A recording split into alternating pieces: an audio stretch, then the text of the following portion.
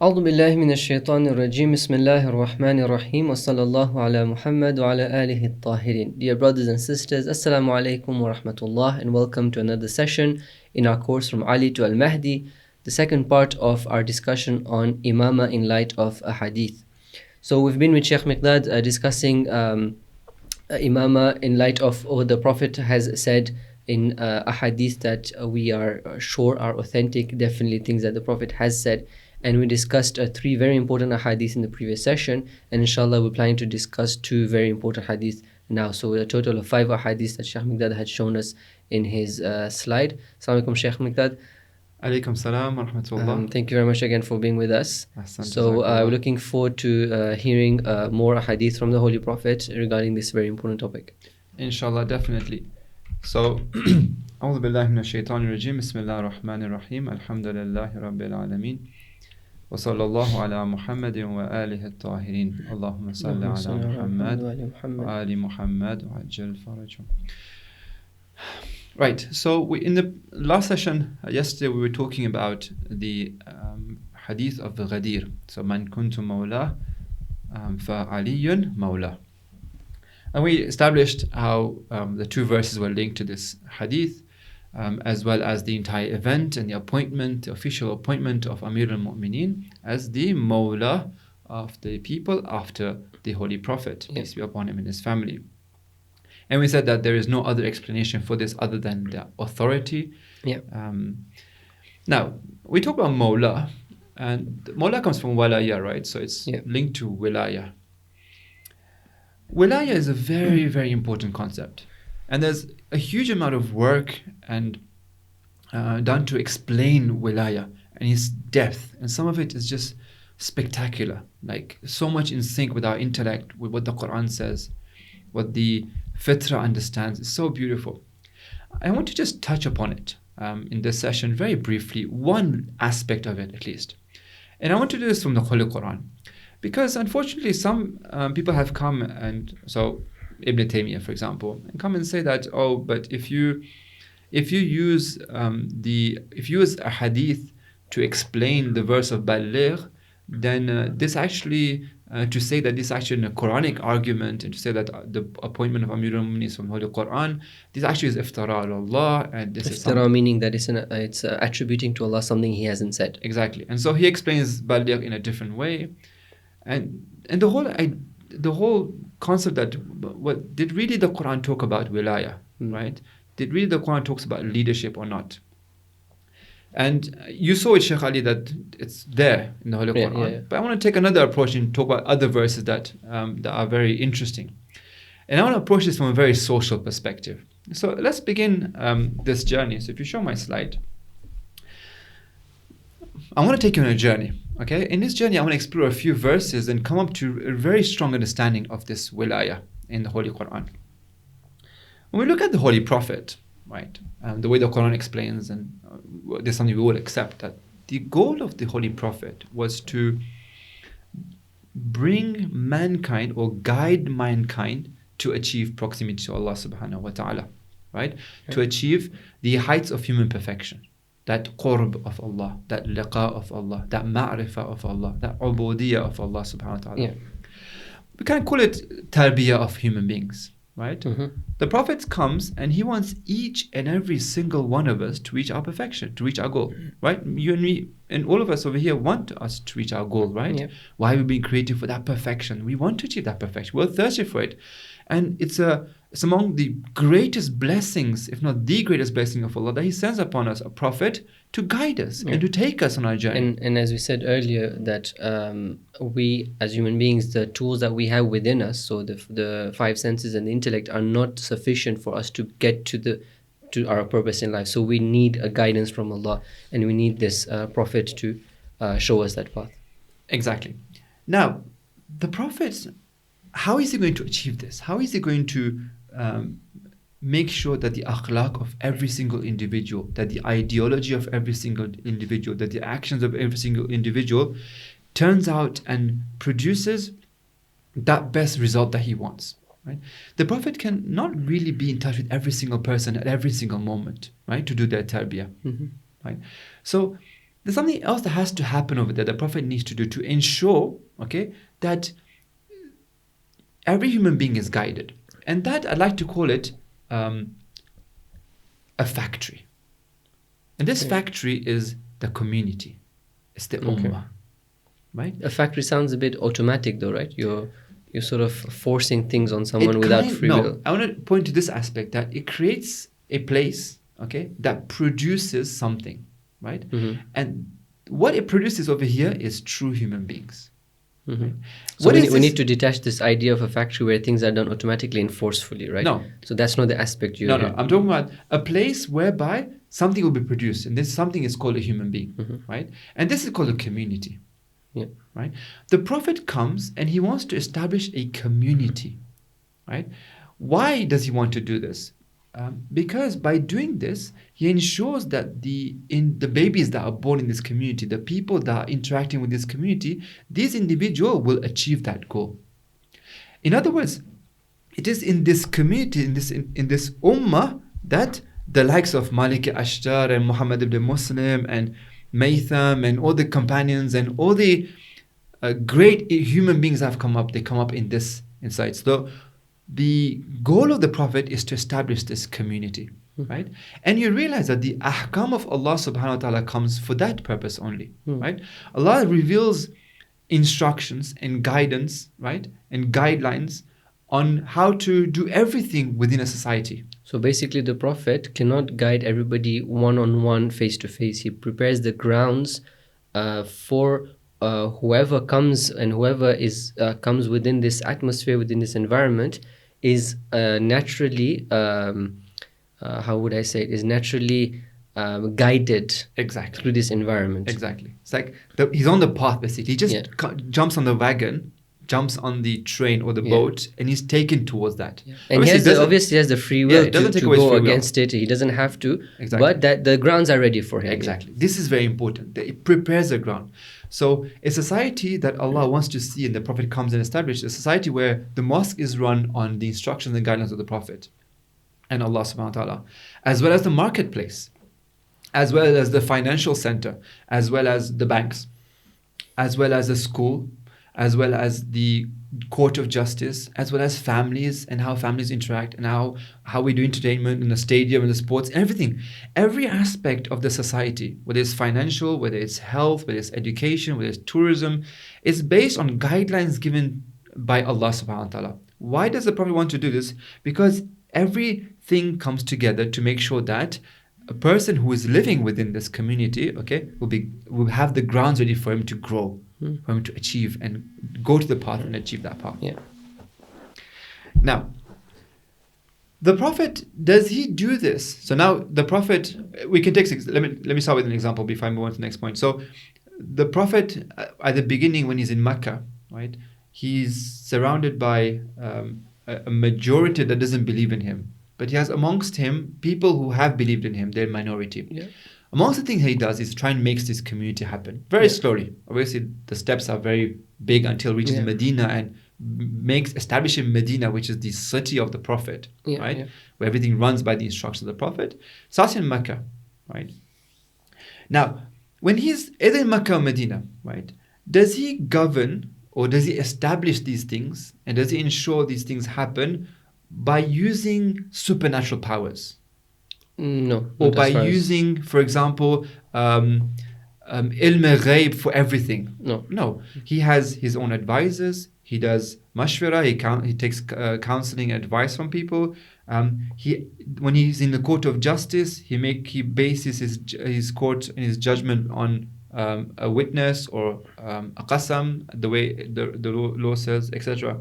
So you realize that this is done through a very natural process, and this is the beauty of this city, right? That this community that the Prophet establishes is not done artificially or through means that are unreal. Yeah, and because those unreal means sort of brings it forcefully as well, right? Yeah. The doing it naturally is actually part of the tarbiyah of people by using people in different posts, by giving responsibilities to different people, they learn and they Exactly. reach their perfection through that. Exactly. Human beings reach their perfection by taking up responsibilities and working towards establishing such a system. And because we want free will to be there as well, right? Yeah. So through the free will, and this community goes through challenges, right? They have to show patience, they have to show generosity, they have to give their lives at time because there's war, they have to sacrifice for others, they have to choose between few things, and they have to obey the Prophet and make sure that they put the Prophet first. So that, and through that, through doing all of that together within the society, in a very beautiful place, a very natural place as well, what happens that mankind is constantly in the remembrance of Allah, is going on this journey towards Allah subhanahu wa ta'ala and making that journey and reaching that. Yeah. And this also brings flourishment to the society as well. So a real, true prophetic Islamic society is not one that is backward scientifically or in their education or in their sports and all that. It's actually a society that progresses because there is a healthy environment that gives the opportunity for people to progress in their different interests and fields. Exactly. Now, for this community to happen, there's a few factors that are very important that the Quran talks about and places extreme importance on this, right? The first one is the bond that needs to be established between the members of this community, right? The Quran talks about this and says that I want the mu'mineen and the believers, right, within this community, okay, to have a very strong bond, a very strong brotherhood. This community is not people who happen to be neighbors. No, this community is very special, right? To achieve this goal, I want a community where the believers are very closely tied to each other. They have a very strong, very beautiful bond of brotherhood with them, right? There is no translation for this bond. The word that is used in the Quran is wilaya. It's wilaya. You can't translate it. I can give you different words to mean that, but it's talking about a very special bond. Now, to find out the intricacies about this bond, you can refer to the Quran. Yeah. Right? But just in very general, right? When they become close to one another, the believers, and have this special bond between themselves, right? That binds them together, right? What happens at this community is established, this kind of factory is established to lay the ground so that people can reach this. And you realize that this is very strongly seen in Mecca. The fact that they're surrounded by a majority that don't believe in the Prophet, these individuals, they form a very strong bond of wilaya. And this is how they ensure what? That they're not influenced otherwise, that they're able to grow and they're able to follow the Prophet and able to lead the path. Right? And protect themselves from the influence of that is coming on them. But the question then is that we said in the previous session that the word wilaya meant authority, and that was the main meaning of wilaya. So then how come now all of a sudden we've changed this meaning? No, we haven't changed the meaning. I'll come to it in a second. But it's a very good question. Okay. Keep it. I'll answer it. If we draw an analogy, it's the analogy of people climbing the mountain together, right? When we climb a very high mountain, what happens if we attach ourselves to one another and we helping one another? Right? We have this bond of wilaya between one another. Together we climb the mountains. Yes, at times some people might reach a bit higher than others, but the fact that we're all bonded together is as if we all reached together because I needed you and you needed me. And so being together, right, ensures that we establish this. And this wilaya over here, we're going to call this bond of attachment between the people. What's key over here is that wilaya only happens with individuals of same ideology and same goal. Basically because it's to do with the same path. Exactly. And that path, the reality of that path is not a physical path. It's a path of belief and a path of walking towards spirituality, walking towards God. Exactly. So these two things are very important. The wilaya that Allah talks about in the Quran between the believers is because they have same ideology. The element same of belief, goal. Basically. That Iman is the... Exactly. Ideology, basically. Right? And the fact that they're going towards the same goal. It's like in the mountain, right? Imagine if you're going in the mountain, somebody else is going the other way. If you grab onto that rope, you're either going to fall or move away from where you wanted to go. Okay? Or he's going to fall or move away from where he wants to go. Yeah. Or at best, you're both just going to stop where you are. You're not going to move anything, right? And this is why the second aspect of that the Quran talks about is detachment. So the first one is attachment, the wilaya of attachment. The second one is detachment. The Quran talks about being detached from people of different ideologies and goal. Right? Again, the Quran uses the word wilaya and says, I don't want you to have wilaya with others Here, we're not talking about not socializing, not talking to people, Exactly. not mingling with other people, right? Exactly. That's not what we're talking about, because that sort of makes us very separate from the rest of the world. That's exactly what the Quran is not saying, right? The Quran is not saying break relations, right? This is why I said the wilaya, you can't translate it. Try and understand how I'm trying to explain to it. Inshallah, Allah help me to explain the best of way. It's not saying break relation. It's not saying that create animosity. It's not saying don't live with them. It's not saying fight them. No, no, no. Right? It's saying that you should not have a bond of wilaya with them. This is what I want. Allah says, right? You should not have wilaya with others who have different ideology and goal with you, right? So, the two very strong aspect, and there's a third one coming, but these two right now, we find that the Quran tells us have wilaya between yourselves and don't have wilaya with others. Let's explore this in a few verses of the Quran. So if you show my screen, this is in Surah Mumtahana, where the Quran says, يَا أَيُّهَا الَّذِينَ آمَنُوا لَا تَتَّخِذُوا عَدُوِّي وَعَدُوَّكُمْ أَوْلِيَاءَ. O you who believe, take not my enemies and yours as wali. Right? Don't have wilaya between you, between people who are my enemies. تُلْقُونَ إِلَيْهِمْ بِالْمَوَدَّةِ, so that you want to interact with them with love and be attached to them. Don't do that. Right? Then the verse carries on. You can refer it in your own time. I want to move on to the point. So, when you look at the verse, it clearly shows that there are people who obviously want to fight you. They're against you. They're there. They've got their arms against you. Obviously, those you have to defend yourself, right? But the people who might not be of the same ideology to you, but they've got nothing to do with you. The Quran doesn't say break your relation with them or don't talk to them or no, live normally, naturally with them. Remember what we're trying to create. We're trying to create this strong bond, right? This community of believers. In this case, you can't have wilaya with them. That bond of wilaya shouldn't be there, right? Why? In يَثْقَفُوكُمْ يَكُونُ لَكُمْ أَعْدَاءً. Because they have animosity to you. And what do they like? وَوَدُّوا لَوْ تَكْفُرُونَ. And they want you to go away from the truth. So exactly what we said. Animosity towards you is not towards you as a person. They disagree with your belief. Exactly. There's a conflict of belief and ideological interest over here. Exactly. And basically saying that there's a group of people that are going on the opposite side of the mountain. If you have the bond of wilaya with them, which means you've got the rope attached to them, okay, you're going to move the other way. You're going to move that way. Exactly. They want you to move that way. They're going that way and they're going to take you with them. Yeah. So the bond of wilaya that you should have is only with the people who have the same ideology and goal that you have. And the verse carries on. قَدْ كَانَتْ لَكُمْ أُسْوَةٌ حَسَنَةٌ فِي إِبْرَاهِيمَ وَالَّذِينَ مَعَهُمْ. Truly your role model, this is verse 4 of the same surah, Surah 60. Truly your role model is Ibrahim and those with him. إِذْ قَالُوا لِقَوْمِهِمْ, when they said to their people, إِنَّا بُرَاءُ مِنْكُمْ وَمِمَّا تَعْبُدُونَ مِنْ دُونِ اللَّهِ. We do bara'at from you and that which you worship. Right? This bara'at is the opposite of wilaya. We move away from you. We disassociate ourselves from you. I don't know if you remember when we were in madrasa, tawalla and tabarra. Yeah. Right? This is how you explain tawalla and tabarra. Yeah. Tawalla means wilaya. Tabarra means the opposite of wilaya, basically. It's not saying fight. It's not saying break relations. No. Right? It's saying that you shouldn't have this bond of attachment. And you should have the bond of attachment with the believers. Right. In another place, in another surah, we find this verse. So, Muhammadun Rasulullah sallallahu alaihi wasallam. Look how the traits is the people who are with him. وَالَّذِينَ مَعَهُ. They have two traits. أَشِدَّاءُ عَلَى الْكُفَّارِ رُحَمَاءُ بَيْنَهُم. Right? When it comes to those who are kuffar, those who reject, they're very strong against them. Right? They don't have this bond with them. And when it comes to the believers, between themselves, they're ruhama bainahum. This is the same concept of wilaya.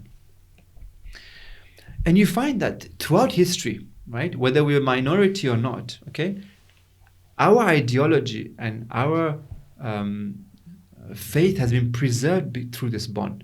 If you study the lives of the companions of the Ahlul Bayt and the Ahlul Bayt themselves, especially during those hard moments of the governorship of Banu Abbas, right, and even before that in Umayyad's time, that which really protected their ideology, that which really allowed the tarbiyah to happen, tarbiyah of children, tarbiyah of the next generation, was this bond that they had. And you find that the Ahl Bayt are very careful to ensure this wilaya maintains, right? In constantly telling us that believers have this wilaya between yourselves, right? And the Quran talks about this. Now, there's one missing link in this. So we talked about having wilaya between ourselves, and then we talked about not having wilaya with others. But in this, there's one missing link. What is this missing link? This missing link is that a community, okay, is centered around someone. It has a magnet, but there's something that brings it together. Right? And that's the leadership. Exactly. Yeah. Right? So you cannot have a group of people that moving towards a direction without one person leading it, taking it forward, basically. You ask, where are you going? Right? What brings you together? What is taking you towards the goal? Right? What is giving you motivation?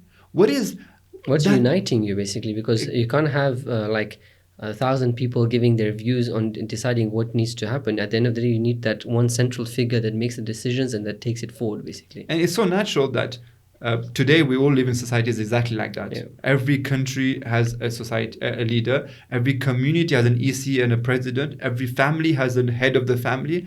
We have two people that travel together. So you know what? Like we'll decide where to go, but in the end, I'll decide which place on the map to go. Right? And after that, the Prophet, that's exactly what they did as well. They said, you know what? The community needs somebody, and that's why we'll have to go to Saqifa. Right? Yeah. So it's very natural. Community requires a leader. Community requires someone to take them, someone to make sure that they give hope, give energy, give motivation. Someone who's gone through the path and knows where the path is. He himself becomes a role model. He's the head. He's saying, look, I've done it myself. You just have to follow me. Right? Somebody who knows the path, who knows all the intricacies of the path. I know where I'm taking you exactly. Right? Somebody who defends against the enemy, those who want to attack, brings the people together, say, don't worry. This is exactly how the Prophet was in Mecca and Medina. Right? As that pillar, that pillar driving the community together. Right? I want the believers to be very strong together. That's the first wilaya. But then they have to have the second wilaya to make sure that you're going towards somewhere.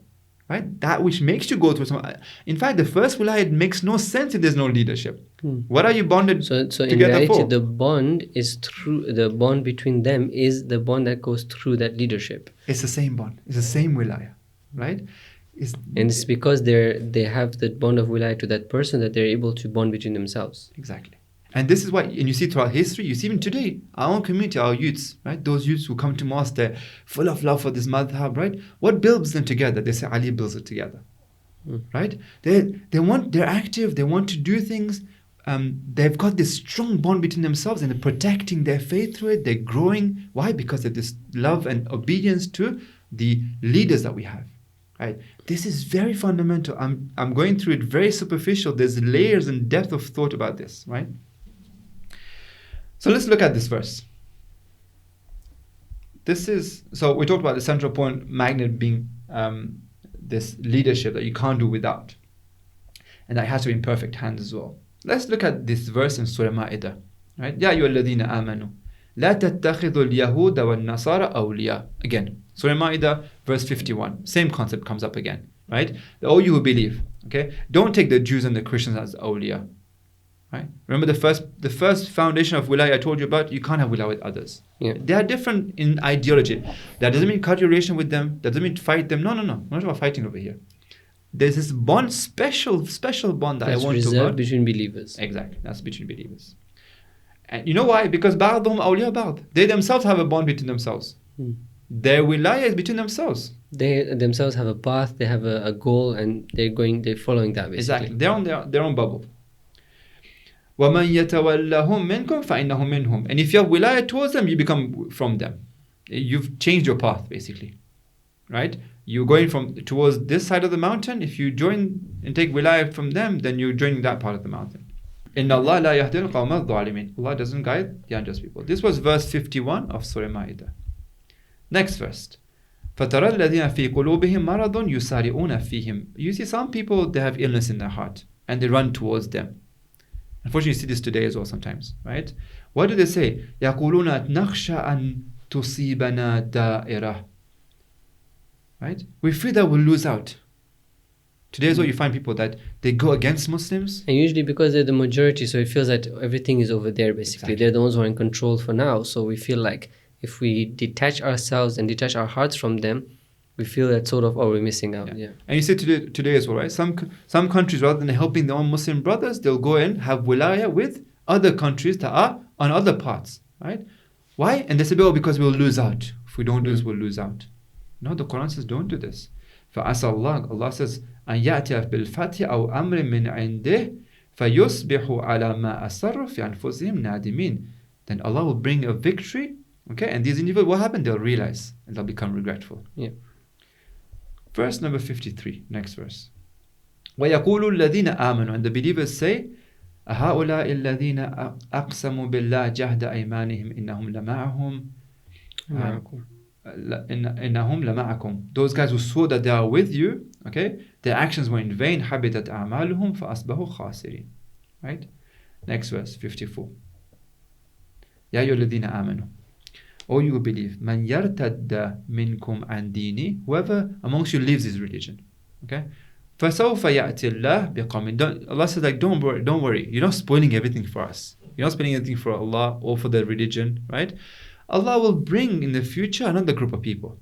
Now, question, what do they have that you guys don't have, right? That because of all the things that you did. What do they have?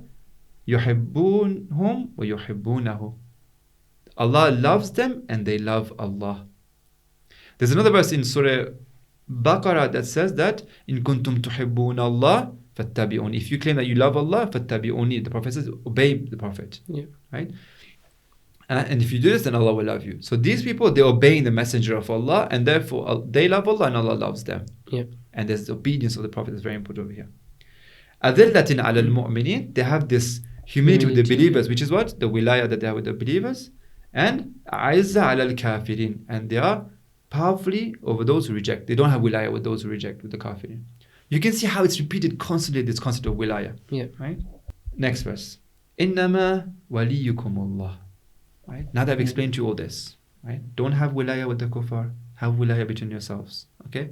And know that the wilayah, okay, cannot happen, okay, except that there is only one wali. And who is this? That central leadership figure is who? Allah subhanahu wa ta'ala. Innama is adat hasr. It means that exclusively the wilayah is for Allah subhanahu wa ta'ala. Mm.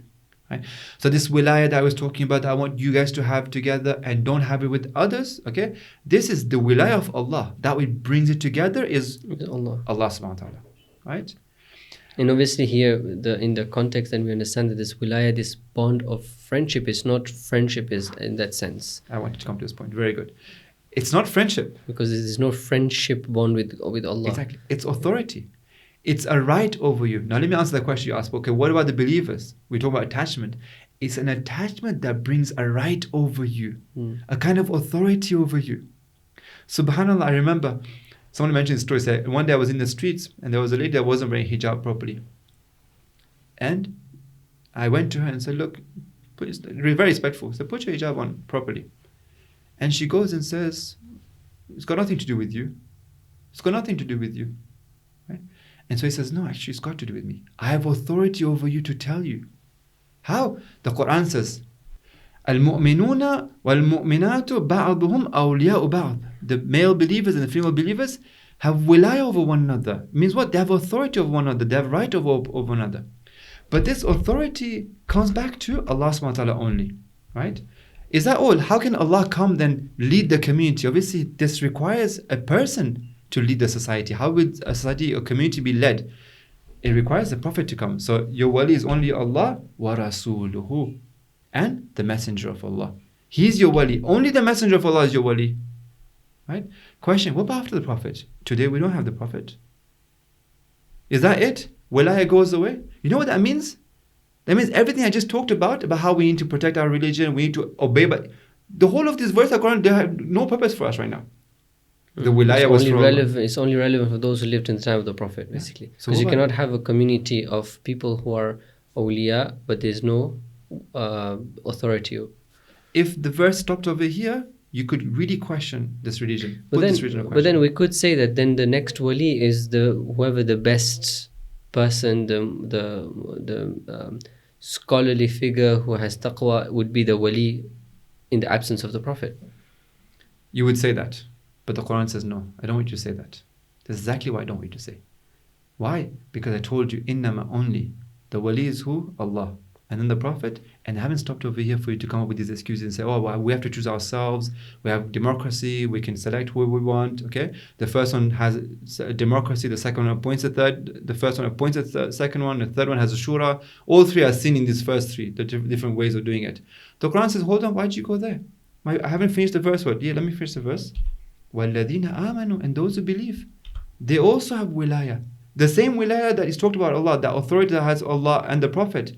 It's not Imamah waliyukuma and the different wilaya for Rasul and different wilaya for the believers. No. Same wilaya of Allah and the authority Allah has. The Prophet has. وَالَّذِينَ آمَنُوا.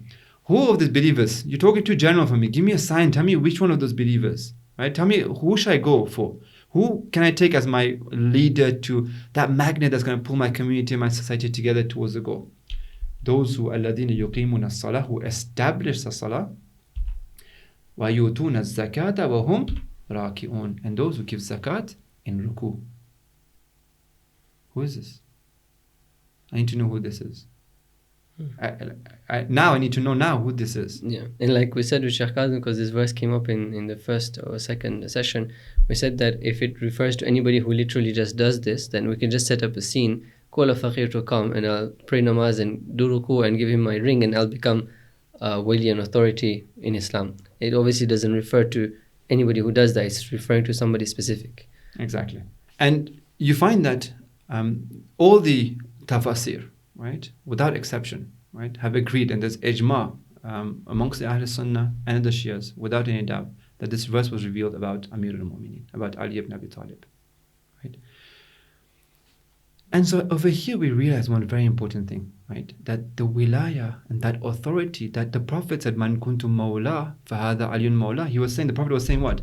This wilaya that over here you have in this verse, that Allah says that, Innama waliyukumullah wa rasuluh, that I have this wilaya.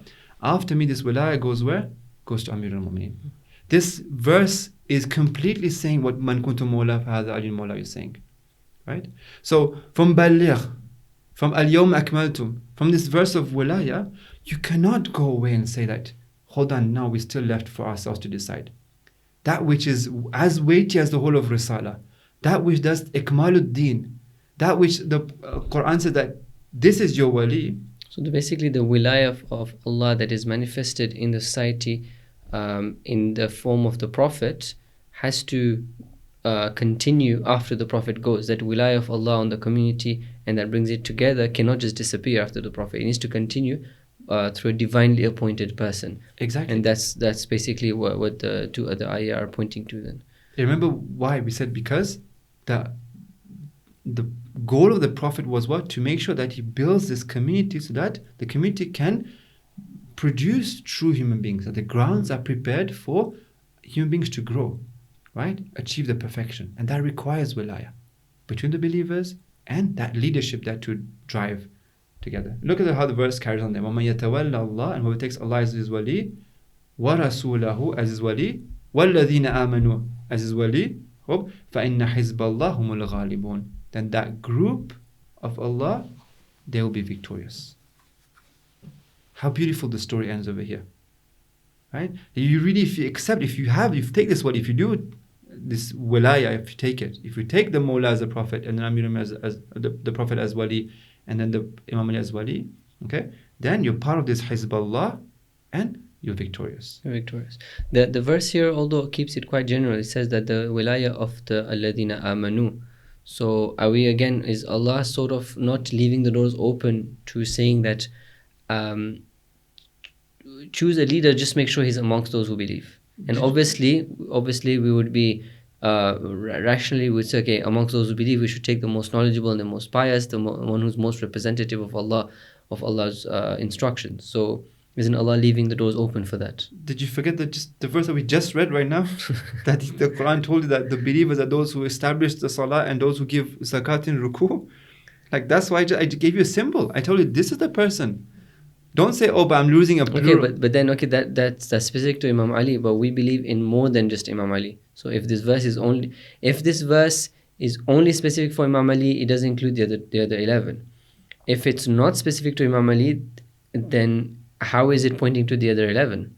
So to put it to the other 11, we come to the hadith of Ithna Ashar. Right? The wilayah carries on. I've given you a principle. Right? The principle is that the wilayah is attached to this wilayah. Now, Imam Ali says that the same wilayah I have, okay, my children will have as well. Imam Hassan will have it, Imam Hussain has it till the end. Okay? The Prophet who has this wilayah and this authority will tell you that the wali after me are Ithna Ashar. And this is a very good way to move on to the next question, the next hadith. So we were talking about these 5 hadith. If you show my screen that we want to talk about, we've reached the 4th one, where now we want to discuss the hadith of Yakunu Ba'di Ithna Ashar Khalifa. And this is where that wilayah carries on, that khilafah carries on, that authority carries on. Right, so just a reminder for the viewers that the methodology that we use for discussing these 5 hadith, okay, is that we look at the hadith and ask this question, did the Prophet really say this or not? Right? And once we realize that yes, we've got certainty that the Prophet said this, we're certain. I mean, the probability of this being a lie is extremely weak. Right? We've got certainty the Prophet said it. Then we go and look at what did he really mean. How do we achieve this certainty? We said that we have a large group of people that are all narrating from the Prophet the same thing. Okay? And then you have these scholars of hadith, okay, who have their own ways and their own methodologies and their own filters. They all come and say the same thing and then narrate these hadith from different chains, okay, and narrate in their books. For us, this gives us a very strong itminan and yaqeen that this was said. And we said that if this doesn't contradict the intellectual reasoning, the divine scriptures, the historical narrations, then really this is bulletproof for us. Okay.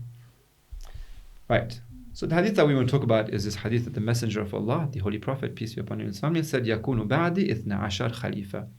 There will come after me 12 khalifa. 12 successors. 12 successors. 12 individuals that will have the authority and they will do what I do. Khalifa is one who comes and carries on the work basically. Yeah.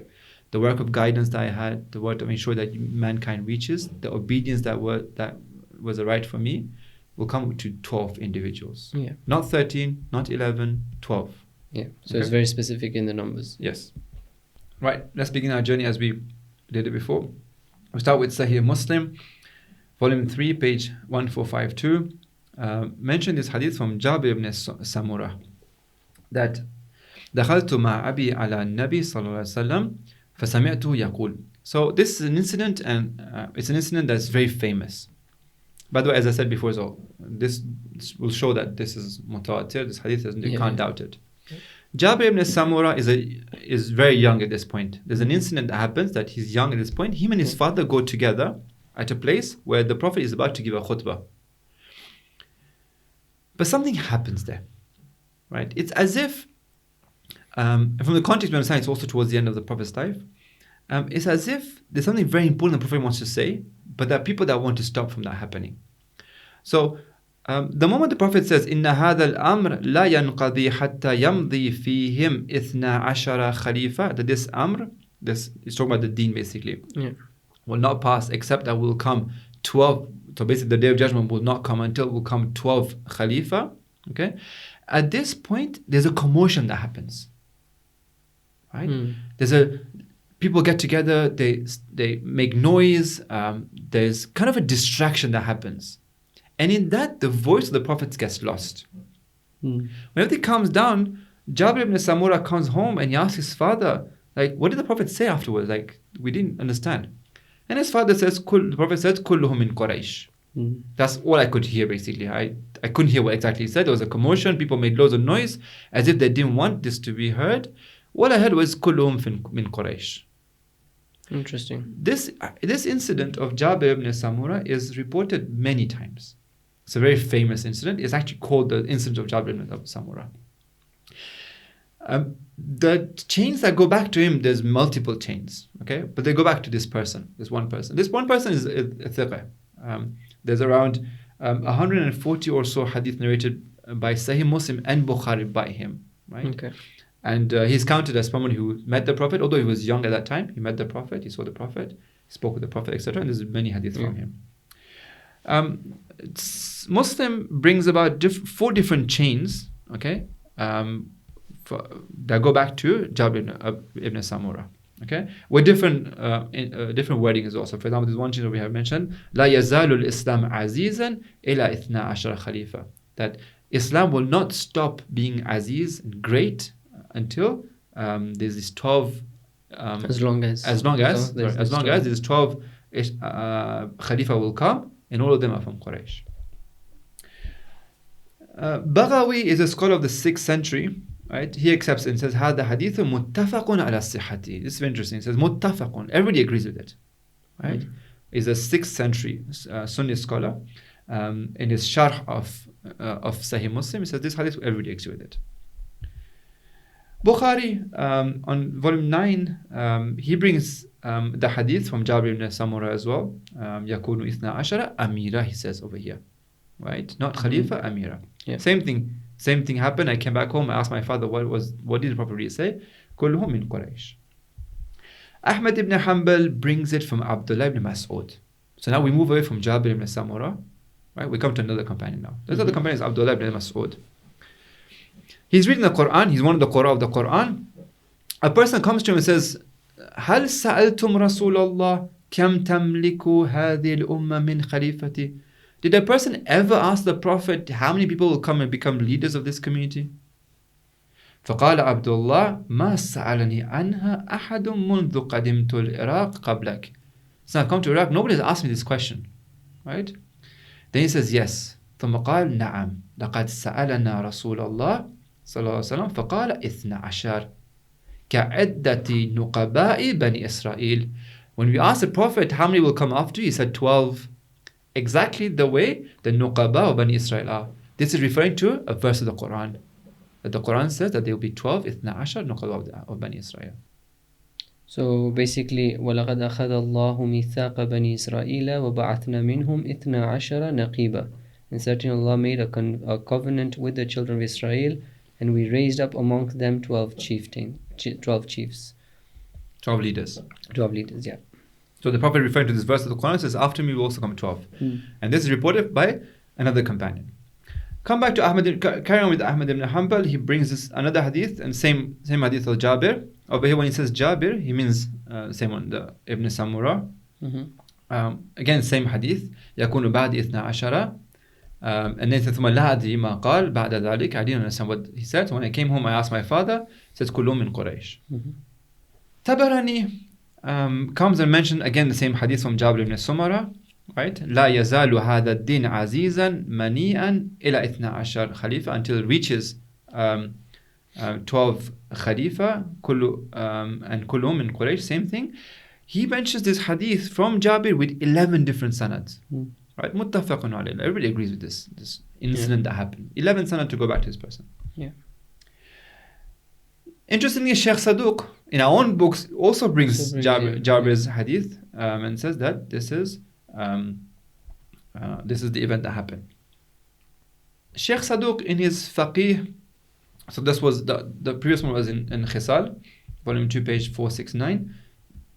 Shaykh Saduq in his Faqih, in volume 4, page 180, he brings this from Imam Sadiq alayhi salam, who said that the Prophet said, reporting from his father, who reports from his grandfather, قال رسول الله الأئمة بعد 12. The Imams after me will be 12. Right? The hadith carries on, but this is what is important for us over here. This is the thing that's the same in every single narration, exactly. Every single report. Yeah. How he carries on is talk about the 12th Imam. Inshallah, you'll talk about this hadith probably when we talk about Mahdawiyat. Yeah. Right? Basar al-Daraja, Safar, in volume 1, page 320, brings this from Imam Baqir alayhi salam. يقول 12 الأئمة من آل محمد كلهم محدث من ولد رسول الله وولد علي فرسول الله وعلي هما والدان.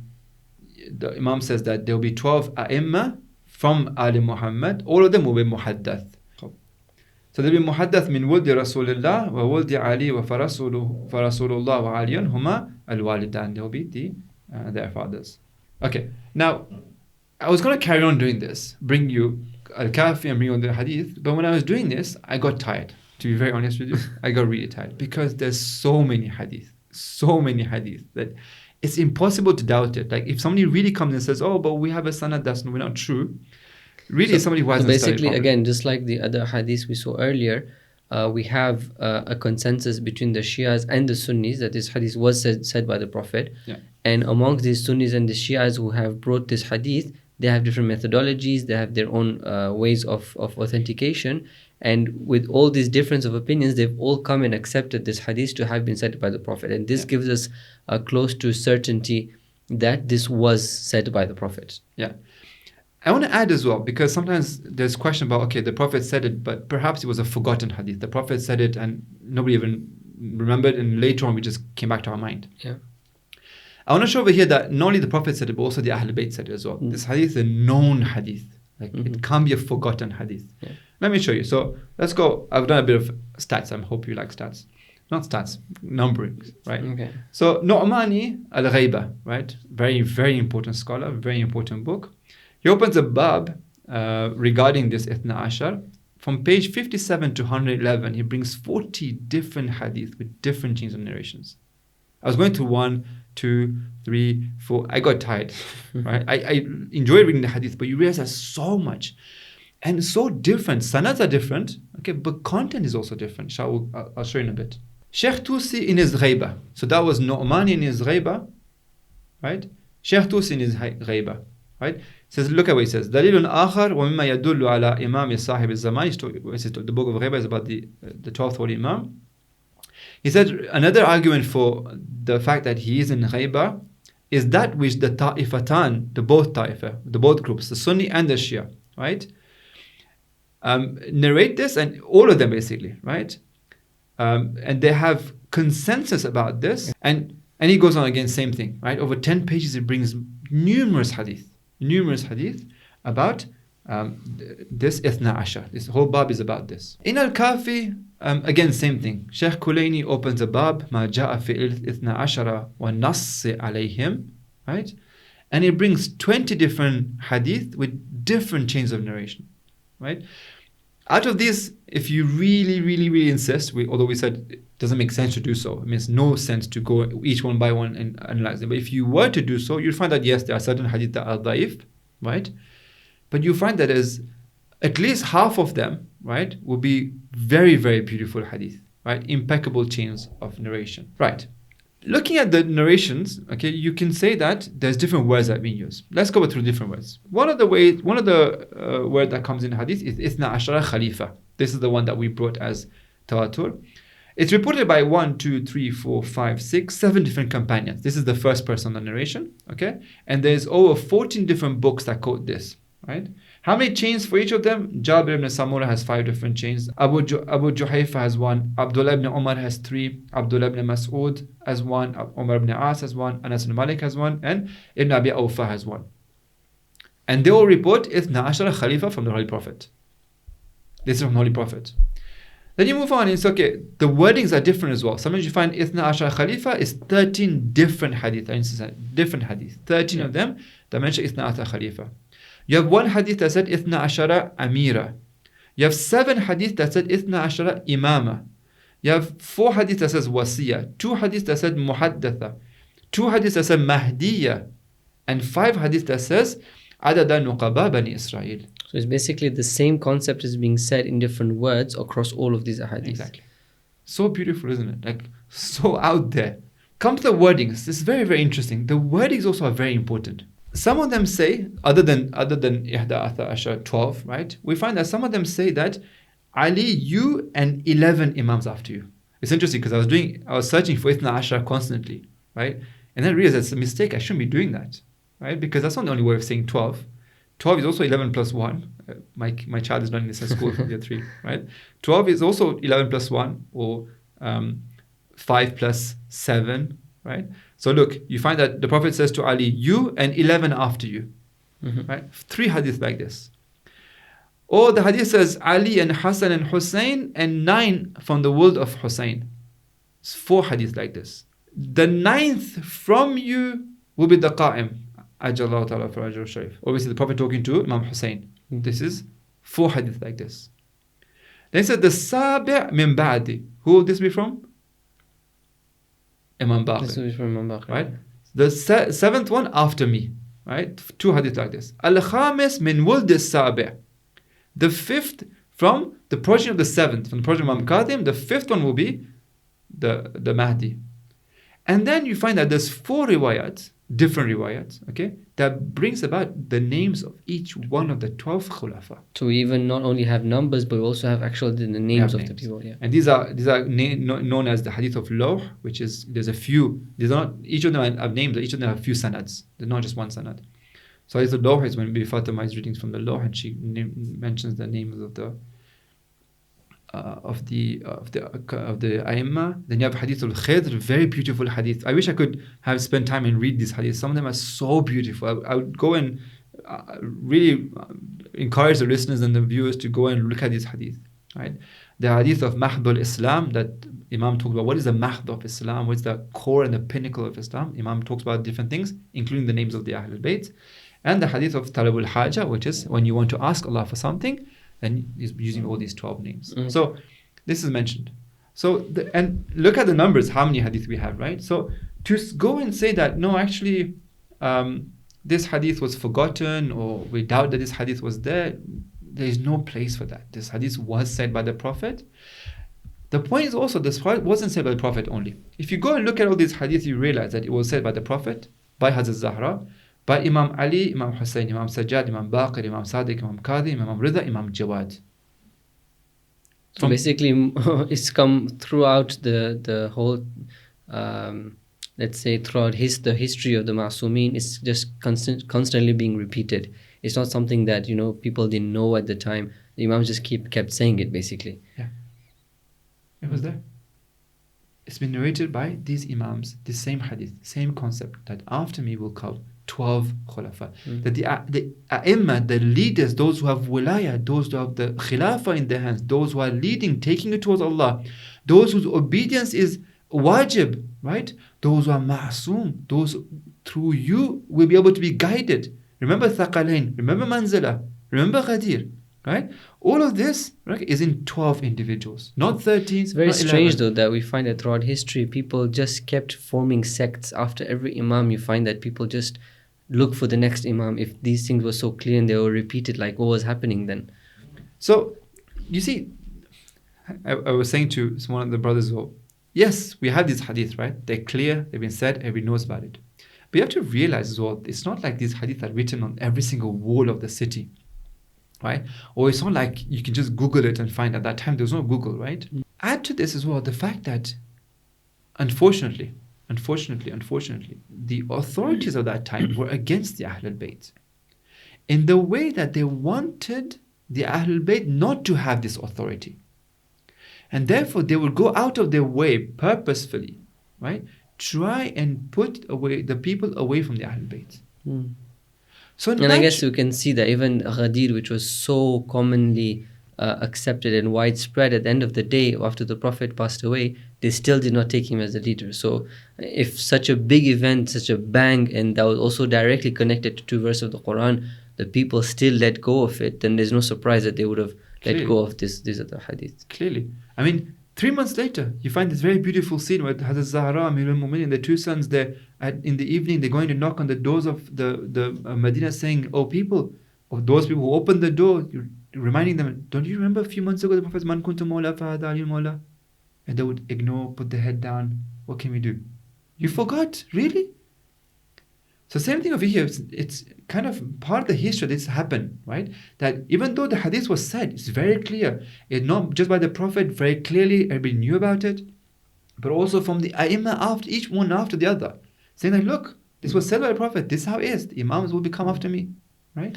Aren't there, don't we hear that though, that some close companions of the Imams, for example, they didn't know, for example. So we have, for example, at the time of Imam Kazim, where, for example, that a lot of the good companions sort of, didn't know who the Imam was. And some of them said he went to Ghaiba, and some of them were like, that's it, this is where it stops. And like there was this kind of confusions. So some part of it is because of other reason and other motivations. So you have some people, for example, because of wealth, right? So because they wanted to keep some of the wealth, they kind of made up stories, concocted stories to keep the wealth.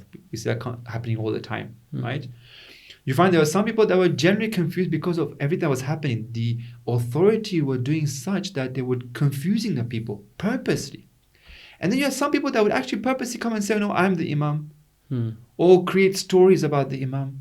Right? I guess when the Imam has died, and again the information, the way it spreads, because the Imams had different sons, so when one of the sons comes and says, I'm the Imam, then that sort of brings that competition, that confusion between the people. Yeah. But the moment that the Ashab would come, and this is very important as well, we were recently going through the history of Munadhara, or the history of the debates that the companions would have. And obviously, mainly and majority of these debates are to do with Imamah, right? Yeah.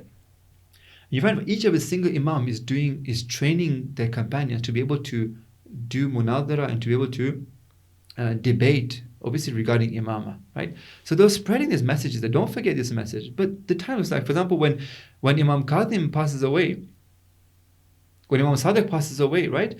The time is so difficult that not everybody should, as soon as possible, know that Imam Qadim is the Imam. Sometimes the authorities were there after them for their to take their lives, basically. Exactly. And you'll see so towards the later Imams as well, and when we talk about Mahdi, we'll see this as well, that it kind of was purposely put as a secret, not as a secret that would misguide people, right? But to protect it for the greater good, to make sure this remains, right? Because remember what we said as well, Allah's authority, the wilayah, doesn't happen through supernatural means. It follows the natural path in the course of history, right? You have to play with the way things happen. You have to create a system of wikala. You have to manage and deal with the situation according to what it is. Exactly. Inshallah, I think in later sessions we will discuss sort of how Imamat unfolded itself in history and how the different Imams dealt with their different situation. I think this will come in more detail over there, that how comes although we see that these hadiths are there, starting from the hadith of Ghadir, it's so clear. These hadiths of the 12 Khalifa, the 12 Imams is there so clear. And yet when we come on ground, we find that things didn't unfold themselves so clearly as they are to us today. So that's something that inshallah we can discuss in more detail. Yeah. So now that we have established and really brought to our heart that this hadith was said by the Prophet and by the Ahlul Bayt, right? That we don't have doubt about this. Let's see what the Prophet really meant. So let's look at what the Prophet meant now. We said like, now that we know the Prophet said it.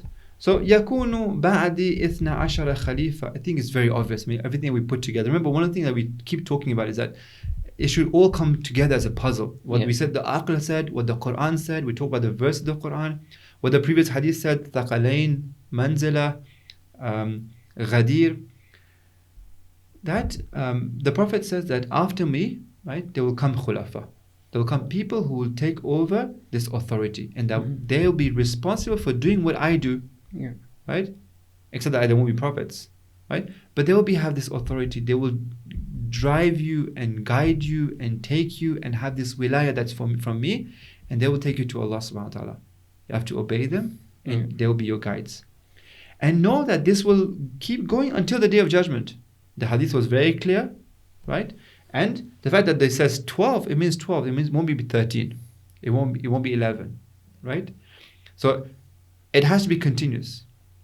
And thirdly is that the greatness of the religion and the izzah of the religion, right, relies on this. The pillar of the religion relies on this, on these 12 khulafa, that ensures that Islam reaches the people, that the path carries on, and everybody is able to, through their own free choice, achieve that perfection that they were created for. Ahsantum. So we're sort of closing this whole thing of establishing the imamah of the 12 imams. So we established firstly very strongly the imamah of Imam Ali through the verse of the Quran and the hadiths related to those verses, where the Prophet clearly said that after me, Amir al-Mu'mineen Ali ibn Abi Talib is the wali and the imam. And then we also have clear indications and clear hadiths of the Prophet that both Sunnis and Shias accept across the board from different methodologies, accept that the Prophet also did talk about 12 Khalif coming after him. And what's interesting again is that the difference between the two sects would be in how they interpret this, right? Not in the fact that whether the Prophet has said it or not. So we are certain that the Prophet has said it.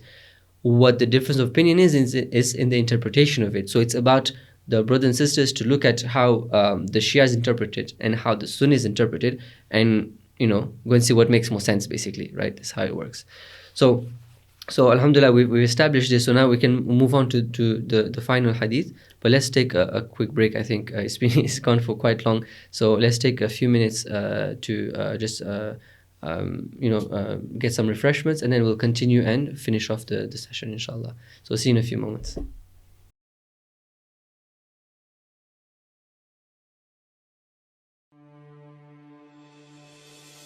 به علی بگو آقا جون حواست به منم باشه به علی بگو آقا جون حواست به منم باشه آخه دل خوشی عرب و عجمی به علی بگو دل تنگم حرمم داره دیر میشه خیلی وقته که ما رو نمی طلبی چشماتو ببر خیال کن یه زائری زیر بارون که تو نجف شدی مهمون با چشمای گری خیال کن میون زائرا باشی سحر قراره که پاشی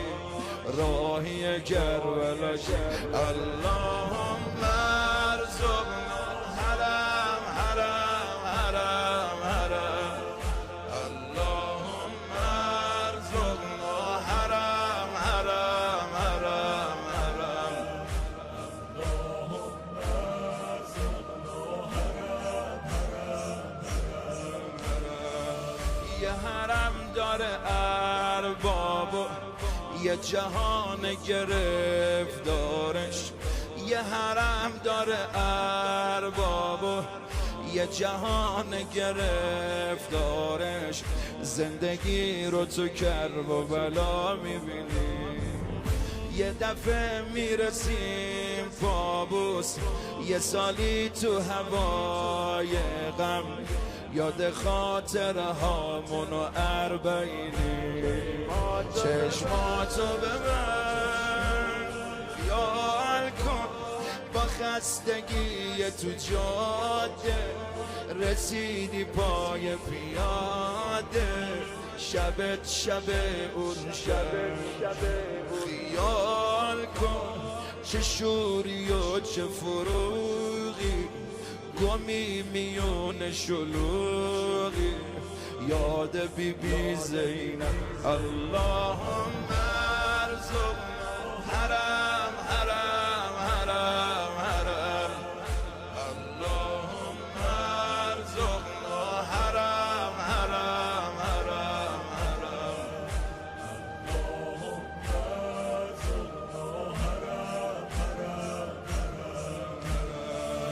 آرزو شده مشهدم لک زده دلامون اما یکی نیست که ما رو یه حرم ببره هی به هم میگیم این روزا خدا رو چه دیدی شاید یه نگاهی کنه ما رو هم بخره حرفش شده باز خیال کن نشستی کنج گوهر شد نگات به گنبدش افتاد چه است شیرینی خیال کن خراب بودی شدی آباد کنار پنجره فولاد شفاعتو میبینی اللهم ارزقنا حرم حرم حرم حرم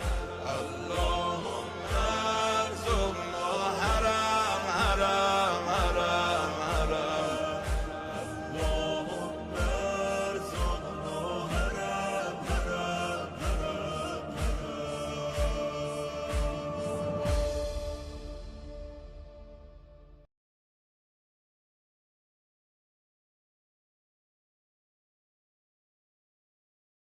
Bismillah ar-Rahman ar-Rahim. Brothers and sisters, Assalamu alaikum, and welcome back to the session. We're discussing the hadith related to Imamah.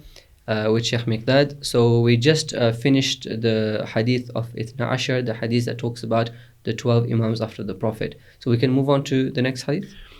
Yes, but there's one point that you mentioned before the break. I'd like to come back on this. Okay. So once we've established that the Prophet did say about the Ithna Ashara, the question is about exactly what did he mean, right? Yeah. And you're right in saying that one of the things that the Ahl Sunnah will come and say is that, okay, but doesn't mean the names that we use, now the names that we have. Yeah. Rather, it means other people. And it's interesting because what they've done is that each of the scholars, the great scholars, have come and kind of interpreted their own way and says, oh, but it means these 12 people. Yeah. And the second person said, oh, no, you can't have this one. And they made another 12 and they made another 12. And you've got kind of like 5, 6, 7 different views about who these 12 were. These 12 were, yeah. Right? So you can see how contradictory it is. Yeah. And it's really And I guess such an important message of the Prophet can't just be so ambiguous, right? It has to be very clear that who these 12. If you are supposed to follow 12 people and he doesn't say who they are, or it's not clear who they are, then that's a bit... Exactly. So with Man Kuntum Mawla, it solves everything.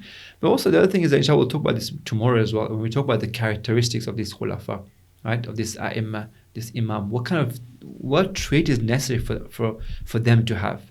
And this will bring that very clearly, that they can't be anybody else except these individuals, right?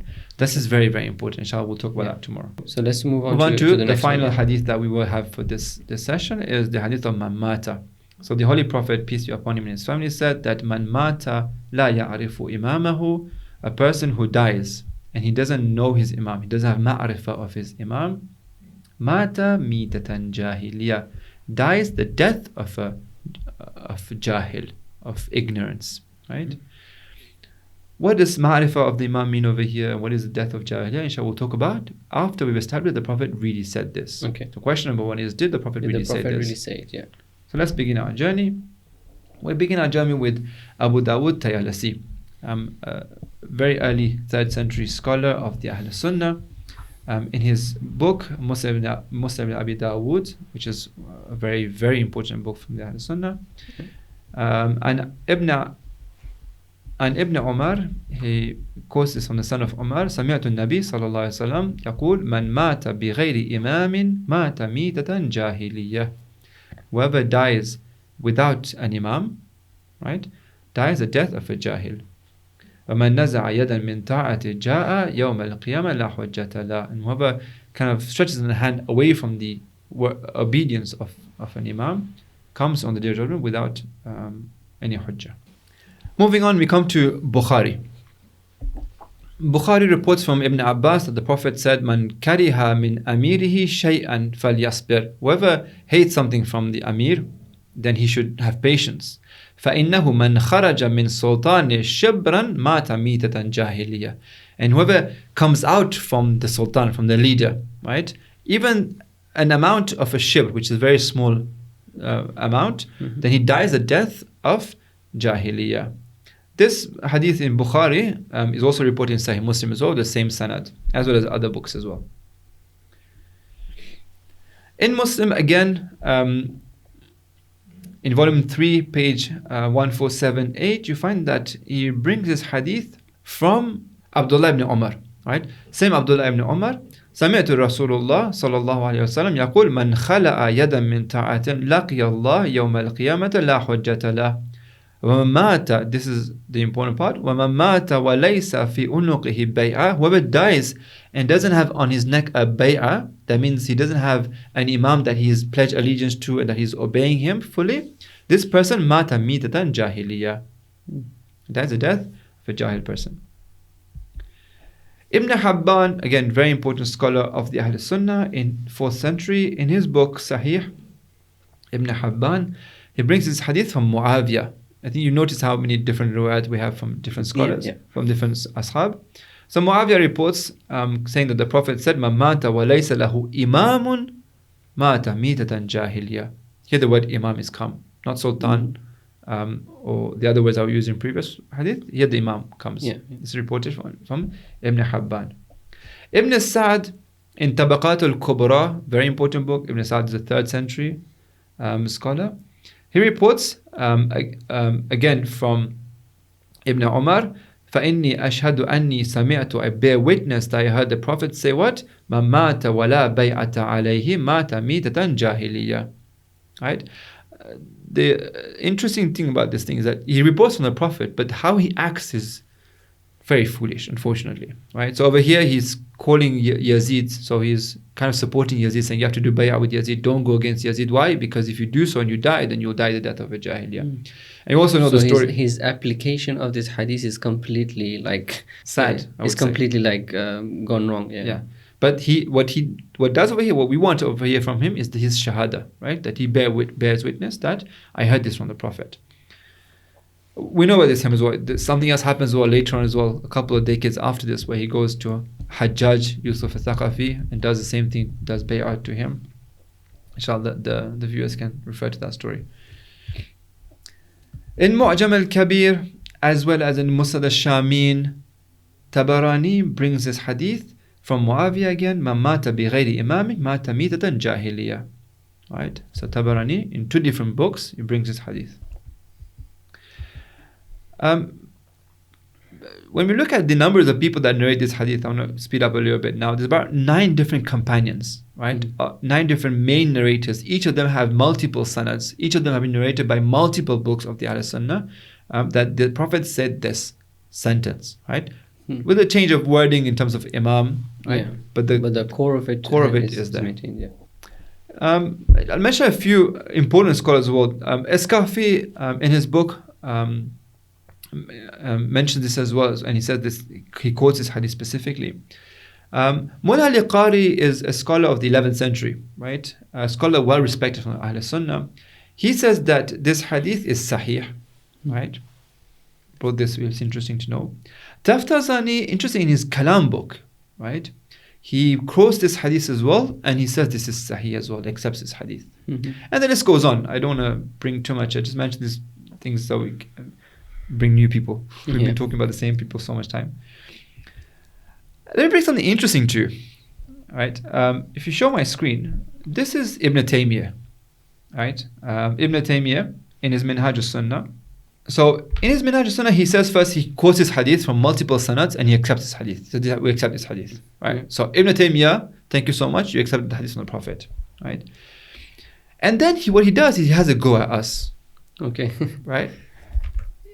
Which you would expect from him. He has a go at us, and he says that. So this was where he accepts the hadith is on page 561. I'm going to move on to page 113. This is where he mentions the hadith, right? And then he says, "Anna hadha al-hadith alladhi dhakarahu hujjatun ala al-Rafidha." He says, actually, this hadith is a hujjah from against the Rafidi, talking about you. Okay, why is it he says, لأنهم لا يعرفون إمام زمانهم فإنهم يدعون أنه الغائب. He says, your Imam is in ghaiba. How can you know an Imam that's in ghaiba? He thought we meant that you have to know, like, to go and say, shake his hand. Anyway, the point over here is that Ibn Taymiyyah accepts this hadith. The hadith is valid. We accept from the Prophet. The Prophet said this. You have to know. You have to have ma'rifah of the Imam, right? Otherwise, you'll die the death of the Jahiliyyah, right? How he interprets this is something we can talk about later. What we want over here is that even he has accepted that the Prophet said this. Come to the books of the scholars of the Shia scholars. Barqi in his Mahasin brings a whole bab min mata la ya'rifu imam. This brings hadith from Imam Sadiq alayhi salam. قال رسول الله من مات وهو لا يعرف إمامه مات ميتة جاهلية. In this bab he has 8 different hadith with different chains and different wordings. Right? And then he has also different babs as well, which is interesting. Again, same thing. When you go and search, you start mata, right? But you realize that the wordings are different. Sometimes, for example, he has a bab, thawabu man mata bi ghayri wilayati. Right? What is the consequence of a person who dies without the wilayah? Right? Again, it brings the other hadith in there. And you find as well, I'll mention later as well, that you have different babs that kind of has the same concept. Knowing the Imam, obeying the Imam, having the wilayah of the Imam. They kind of have the same concept. So the concept has definitely been reported many, many times in different ways from different people, basically. You can't doubt it. Let's move on to Basair al-Darajat from Safar in page 259. He mentions this hadith. I'll read some part of it. He says that the narrator says that we were at the time of Imam Baqir alayhi salam, and this is towards the end of his life, right? And it says that we were as if we didn't know who our leader was. We were lost like sheep that don't know where the shepherd is. And at that time, فَلَقِنَا Salib ibn Abi Hafsa. We met Salib ibn Abi Hafsa, and I asked him, Man imamuka? Right? Who is your imam? So he said that A'immati, my A'imma, min Ali Muhammad, are from the progeny of Muhammad. And then he kind of rebukes him. He says, don't you remember? Ma sami'ata? Don't remember that we were together and Abu Ja'far said, what did he say? Man mata wa laysa alayhi imamun mata mitatan jahiliya. Don't you remember? You were there, right? أما تعرف أنه قد خلف ولده جعفر. Don't you know that the Khalifa, or the one who comes after Imam Baqir, is his son Imam Sadiq alayhi salam, Imaman ala al-Ummah. Then he says, قلت أبا بلا لا عمري. He remembers and he swears that رزقني الله المعرفة, Allah granted me ma'rifah, and the hadith carries on. In Al-Kafi, you find this very beautiful. So it's interesting, this hadith again shows that idea that the people are confused. It's not necessarily because they didn't know. I guess there's so many things happening that even though they knew, there was that still maybe that lack of certainty, or that iman hasn't still built in this. But once they find the companions and they got reminded of the verse of the hadith, then they submit it again. That brought that strength in them. Yeah. That's because of the influence. I guess the situation was not so straightforward and clear. There's a lot of pressure on the Shias, and that's something that's very clear, that the government was very strong and harsh against the movement. Yeah. Kulaini in Al-Kafi in volume 1, page 376 brings a narration. This narration is a very beautiful chain, right? Very, very beautiful chain. Ibn Mughayra tells Imam Sadiq alayhi salam, who then reports this hadith from the Prophet. He says, "Man mata la ya'rifu imamahu, mata mitatan jahiliya." Right? If you wanted to have a khabar wahid about this is the khabar wahid. Obviously, it's not, because you've got this as tawatur. But if you wanted one very beautiful chain, this is the one. Interestingly, Kulaini then opens a few babs. Babun fi man dana azza wa jal bi ghayri imamin. Whoever has a religion, whoever lives on a religion without an imam. Right? Same concept, to die without an imam or to have a religion without an imam. He brings 5 hadiths under this. Okay. Right? Then he has a hadith, Babu man mata wa laysa lahu imamun min a'immat al-huda. Who dies, but he doesn't have an imam amongst the Imam of Huda, right? He has an imam, but he has other imams. Amongst the rightly guided imams. There are 4 hadith in this, right? So you find that this is so much repeated in our books. I want to bring another hadith. Again, the chain is very beautiful. قُلْتُ لأبي عبد الله.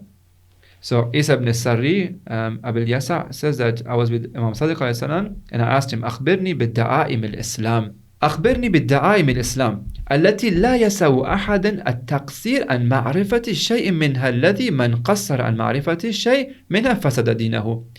Basically, he tells the Imam, tell me about that core of Islam, right? That if you know about this, then there's nothing else you've abandoned, right? And you haven't done any taqsir, that you haven't left anything, right? And if you don't know this, فسد دينه. Very interesting, very important. That if you don't know this, right, your deen has become fasid. Yeah. And if you don't know this, your amal are not accepted. Right? Lam yaqbil minhu amalahu. Right? The Imam tells him, فَقَالَ شَهَادَةُ أَنْ لَا إِلَهَ إِلَّا اللَّهِ وَالْإِيمَانُ بِأَنَّ مُحَمَّدًا رسول الله صلى الله عليه وسلم والإقرار بما جاء به من عند الله والحق في الأموال الزكاة والولاية التي أمر الله. So Allah, the Prophet, doing that what the Prophet said, as well as wilaya. Then he asks him, tell me more. Wilaya of the progeny of the Prophet, Of course, Ali Muhammad. Then Imam then, because he asks for more, the Imam gives him more explanations, and he mentions this hadith from the Prophet, قال رسول الله من مات ولا يعرف إمامه مات ميتة جاهلية. It's interesting. So from this verse we get the fact that Imamah is actually a core of Islam, and I find this very interesting that the way we've went through the succession in the discussion, we've actually proven the fact that this concept of Imamah is not a concept that is specific to the madhab of the Shia. It is something that is part of the underlying fundamentals of Islam, because the Prophet has clearly said it. There was difference of interpretations, but the Prophet has said these words. The true Islam, basically. The true Islam. So when we say that we are Shia, in reality, we're saying that true Islam, this is what we've taken, right? That true Islam is represented in what we call Shia as a name, basically.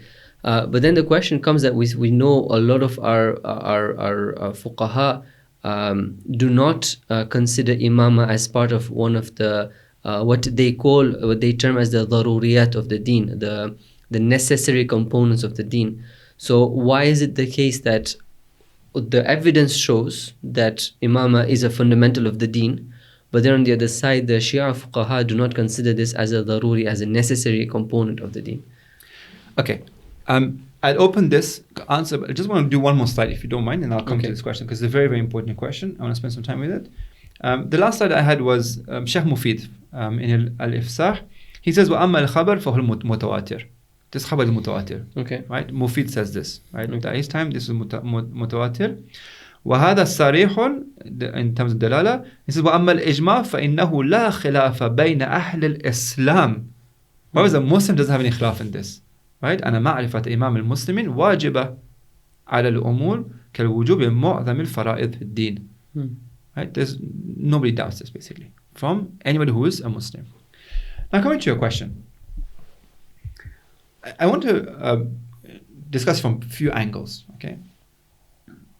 The first angle is that what you mentioned, and what we realize in this, right? That what the Aql said, what the Quran said, and what the Prophet said is exactly the same thing. And this is the deen. Yeah. Right? When the Quran talks about Islam, when Allah says there's only one path, only one religion, only one Siratul Mustaqim is this. Right? So there's no names that we want to play, whether you this madhab or that madhab. We're talking about the real Islam over here. Yeah. And this is real Islam what the Prophet said, and here it is. Right? And so when the Shia said that we're on the haqq, we're saying that not that we're a separate sect or that we're saying that we have the real Islam. This is what the Prophet said. The interpretation of the real Islam is this. Now, in order to differentiate ourselves, or in order, it's a category. Sects are basically categorization. They don't have a reality. They're just a group of people who claim that this is what we understand to be the real Islam, and this is what we think is representing real Islam. Yeah, and so this is what the Prophet said, basically, that there is this wilaya, this authority, this khilafah that belongs to specific individuals, and that our obedience to them is very important, right? Mamata is very clear in this. Now, as well as all the different hadiths we talked about. And therefore, when we look at it again, we realize that actually it also plays a very fundamental role. It's not something on the side, right? The fact that so many verses of the Quran talk about this, about the concept of wilaya, about the context of this following and taking on board this guardianship of the Ahlul Bayt. When you go back to what the Ahlul Bayt and the Prophet have said, right, that bunya al-Islam al-khams, that Islam has been built, this hadith is mentioned so many times, right, in different ways, different narrations, that bunya al-Islam al-khams, Islam has been built on 5 things, right? The 5 pillars, the 5th one is wilaya, and it is the most important of them, right? That if you don't bring this wilaya to the people, if you don't do iblagh, what happens? The whole risala goes away. Yeah. That this wilaya is the takmeel of the ikmal of the deen. Right? Yeah. That if you want to be guided, you have to hold on to 2 things, Quran and the wilaya. Right? All this put together shows... And this wilaya extends itself to 12 people after the Prophet. Yeah. Right? So you realize that Islam is built on this. No doubt. Yeah. Right? So a person who says, no, but this is not important, I can put it aside. Like, what are you doing? No, you're putting aside something. If you purposefully put it aside that the Prophet did not say this, you're rejecting one of the clear words of the Prophet. Mamata. Yeah, and right? That's probably why you die as a jahil before Islam, because you're literally rejecting a statement that is proven to be from the Prophet. You know what you're saying? You're telling the Prophet, thank you for telling me all this. You told me, man kuntu mawla fahadha ali mawla. I don't want it. I don't want it, yeah. Yeah. So there's one thing about misunderstanding it, but there's one thing where you say, no, I don't actually accept that the Prophet has said this. Really, a person who really says that, I'm going to put this aside despite knowing it, you kind of question, like, you know what you're doing? Maybe it doesn't realize. Most people don't realize. Yeah. But if you expect to, wake up, the consequence of what you're doing, or what you're really saying, is saying that, Prophet, I don't want to listen to you. Quran, I don't want to listen to you. This part of it, I don't want it. Exactly. Yeah. That doesn't work. Right? So this is really clear. And everybody agrees with this. There's no doubt about this. So even I think Ibn Taymiyyah also says that this is true, but he interprets it differently. Exactly. He says that this goes against what the Shias believe. But in reality, he does accept that this is something that's part of Islam. Yeah. Now, when it comes to the wordings of our fuqaha, okay, so they have said, al-imama laysa min daruriyat, for example, right? That the concept of imama is not from the daruriyat of deen. So first and foremost, when somebody talks, you go and find out, like, what did you mean? Because you're using a terminology over here. In every single one of my hadith, did you hear the word darura? No. We didn't use this word, right? So you ask, okay, this is a new word I've heard. Can you tell me what it means? Yeah, where does it come from, basically? Where does it come from? So the fuqaha will tell you it's a word we've invented, right? We have an ilm called fiqh. We invented a few words. We invented this word to tell you that there are certain things, okay, that are darura, which means that everybody accepts them from both the Sunnis and the Shias. So for example, the Prophet being a prophet is min al-darura, right? The fact that we pray 5 times a day is darura. The timings of the salat are not darura. Right? We pray 3 times a day. So basically, it's not trying to say when the darura means necessity. Yeah, just to clarify the terminology, the darura means necessity. So what you're suggesting is that when the fuqaha are saying some certain things are darura, they're necessary in religion, they're not referring to what is correct or what isn't. They're not saying what is fundamental, what isn't. They're just saying what are those things that is commonly accepted between the two sects. Even the word necessary, that's not what they meant. Yeah, right? Okay. You might it's basically gone away from its linguistic meaning. Yeah. What they really mean is this: is that which is commonly accepted by all, right? And so they discuss this darura min al-din, and when they say Imam is not from this, what they're trying to say is they're saying obviously the obvious matter they're saying, right? I mean, we're not hiding it. I mean, the Sunnis don't believe in the Imamah that we believe in. Yeah. That's what they're saying. When they said that it's not from the darura of din, that's what they're saying. Okay, so what's the purpose of this discussion? Why are they talking about this? Very good. Why they're saying this is they're saying that the Imamah is not from the darura of din, and we have a general principle that they establish in their own place, but they say when somebody rejects the darurat of deen, okay, this person becomes a kafir, and therefore he becomes najis according to some. You can't marry them, right? All the different ahkam that we have, they come on such a person. Right? So when they say Imamah is not from Darurat al-Din, they're saying basically when the Ahlul Sunnah who don't accept, who don't come under the fold of Imamah, don't say that they're not Muslims anymore. No, they're. So from a fiqhi jurisprudential perspective, we you can consider marry them as Muslims. You can marry them. Okay. You can eat from them. They're part. That's what it's saying. Yeah. So from it's a completely it's a terminology for a fiqhi discussion. Exactly. It's not representing anything about it's not in the context of talking about what is fundamental to the religion in reality. Yeah. It's just talking about what are those things that keep a person within what we would call the folds of Islam in terms of applying the ahkam on them. And this is why this terminology is used for something Sayyid Khouy brings in Kitab al-Tahara, Imam Khomeini brings in Kitab al-Tahara, right?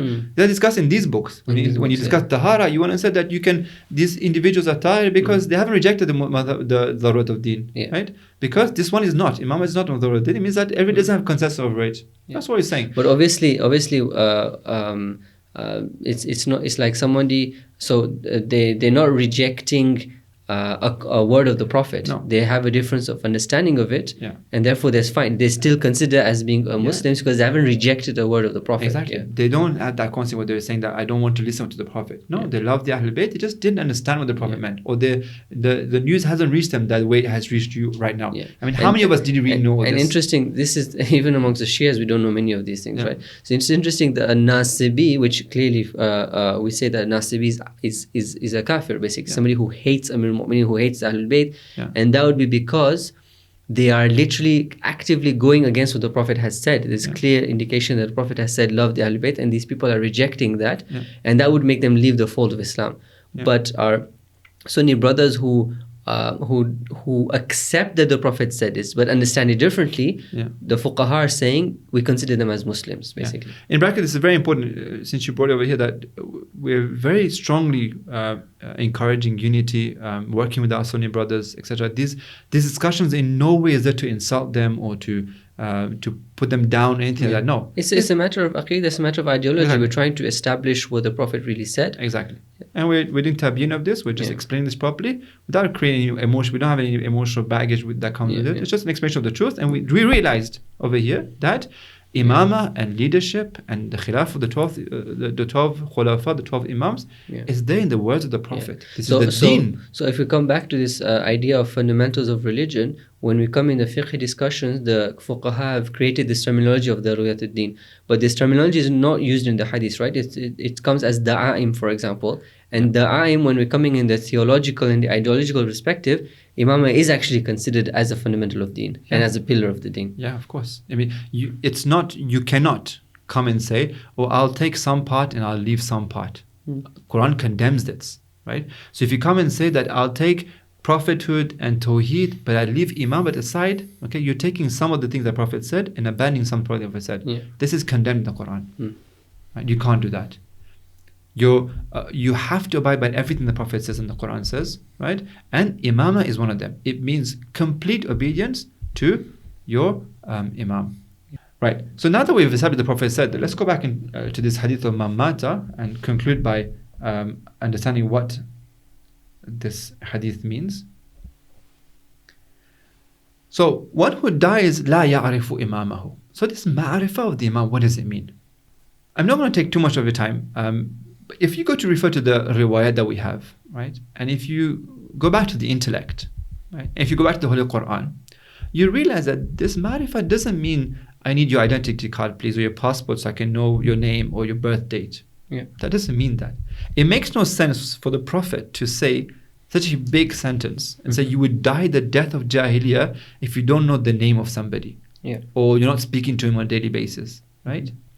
This ma'rifah is to understand the maqam of the Ahlul Bayt, to understand what role they play in our guidance, in the society, in the creation. It's like the matters of belief are not just limited to having them in our minds. They're supposed to translate themselves in our actions, and that makes a big difference even in terms of our study of Islam, our sources of where we take Islam from. I mean, it makes a huge difference when we accept Imamah or you don't accept Imamah. Yeah.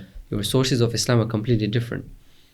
When you look at, so the last part of the hadith is about the mawt of Jahiliyyah, right? So we know Jahiliyyah is what? Is before the time of the Prophet coming, right, and the revelation, the people were in the state of Jahiliyyah. What does that mean? It means that they had the religion from previous prophets, right? But because of changing the words of the Prophet, because of all the alteration and forgetting some parts and deleting some parts, these individuals were misguided, right? They were in dalal. This is in the Quran as well, right? This is not to say there was no hujjah at that time. There was a hujjah at that time, right? But there was no prophet at that time, right? A discussion is on place. The people were in dalal, right? This is counted as time of Jahiliyyah. When the Prophet appears in Makkah, these people, what do they need to do? They need to have ma'rifah of the Prophet. That means you just know, oh, okay, you said today that a man has come in Makkah. No, it means to go and follow him. It means to understand that he's a prophet of Allah. He's sent by Allah, to listen to his instructions. This is the ma'rifah. Once they do this, what happens? They come out of the fold of balal and jahiliyyah and they enter the fold of guidance. Yeah. And as the Quran says, if you listen to the call of the Prophet, you have life in you, right? To come to the Prophet, to that which gives life to you. Yeah. So the death period, or Jahiliyyah period that they had, by knowing the Prophet in the sense of following him, coming under his wilaya, okay, brings about this life, brings about this guidance. Now the Prophet says, now if after me, you've heard Man Kuntu Mawla, you've heard Thaqalain, you've heard Ithna Ashar, after me, if you don't have any wali, if you don't have an imam that you should know the way you knew me, okay, then you're doing what? You're going backwards, back to that state. Yeah, the state where you don't have that leader, you don't have that wali. Exactly. And what happens in that state? No, balal. You forget the religion becomes distorted. The as of the religion that was revealed to you, the way the Prophet revealed to you, you forget about it. Yeah. And again, like the hadith of Thaqalain that says that if you don't hold on to both of them, then you go into dalal as well. So beautiful how it all comes together, right? They all speak to one another and they all form for us a very beautiful picture of what this imamah really is. So let's bring it all together. Although what I want to do right now is just quickly refer to these 5 hadiths together. And then in the next session, inshallah, we'll bring it all closer. Because this discussion that we just had right now is incomplete without discussing the characteristics of the Ahlul Bayt, of the leader that we're supposed to have. And inshallah, once we talk about that, we can all bring it together. Yeah, it makes sense. So this is not the conclusion. There's a conclusion that will happen tomorrow, inshallah. But up until now, with the 5 hadith that we've discussed, we've realized, right, that the Prophet hasn't left one thing for us after him. right? He's left two things: the Quran and his Ahlul Bayt, right? And we know who these Ahlul Bayt are specifically from all the different riwayat that we saw, right? We saw that Amirul Mu'mineen had a special and a very specific maqam in the eyes of the Prophet, right? The way Harun had to Musa, he was his Khalifa. This became very clear throughout the life of the Prophet, okay? But official on the day of Ghadir, right? When he was officially announced as Man Kuntu Mawla, Fahada Aliyun Mawla, and that this wilayah of Amirul Mu'mineen, which comes throughout the Holy Quran, right, as we explained, was that which was equal to the whole of Risala. Basically, Risala having an effect on the community and being long-lasting and being something worthy, okay, required it to continue. It's pointless if it ends at that point. For it to continue, it required Amirul Mu'mineen to take it up and move it on. Just Amirul Mu'mineen? No. It's Ashara after him. Yeah, the same concept applies after the Prophet and after Amirul Mu'mineen. Exact same thing, right? That whatever Amirul Mu'mineen had goes on to the Imam Hassan for the same principle, because the criteria is the same. What we talked about is the same thing. Right? And then the question comes then, what about the time of Ghaiba, where our Imam is not present? Then we'd have to discuss that. What's the purpose of this then? Right? We'll definitely talk about it. The wisdom that was there after the Prophet and after Imam Ali, how come it's not here right now? Inshallah, we'll talk about this. So this is to summarize this session, inshallah, and tomorrow, inshallah, we'll talk about the characteristics of the Ahlul Bayt, or the leaders that is mentioned over here in this hadith, and inshallah, we'll come to a conclusion together. Inshallah, brilliant. So inshallah, looking forward to tomorrow's session, where we'll be expanding on the attributes and the characteristics of these Ahlul Bayt, the Prophet and the Ahlul Bayt. So we've had a very interesting discussion looking at 5 very important ahadith that are stemming from the Prophet, who is a source of Islam, as given authority to by the Quran, and the Prophet gives this same authority and this binding nature to the Imams after him. And alhamdulillah, this was established nicely. Now we move on the discussion to understanding more about them. So inshallah, we'll come back in the next session. So until then, give it some thought and we'll continue the discussion. Assalamu alaikum wa rahmatullahi wa barakatuh.